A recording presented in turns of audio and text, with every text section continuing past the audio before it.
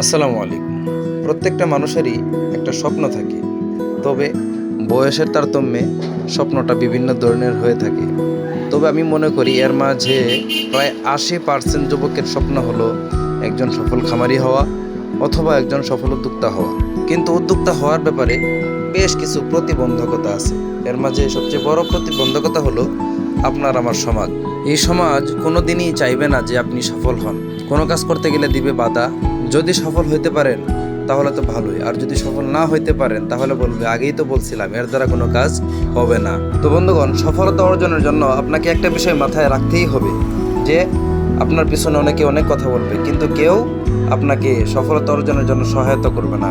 এবং কি আপনার যে পরিবার আছে, পরিবারও আপনাকে সাহস দিবে না। আপনার সাহস আপনাকে যোগাইতে হবে, বুক ভরা সাহস এবং পরিশ্রম করার মতো মন মানসিকতা রেখে আপনাকে অগ্রসর হইতে হবে। তবে একদিন আপনিও হতে পারবেন একজন সফল খামারি অথবা একজন সফল উদ্যোক্তা। আপনার চোখে থাকবে স্বপ্ন, বুকে থাকবে আশা, শরীরে থাকবে পরিশ্রম করার মতো স্পৃহা।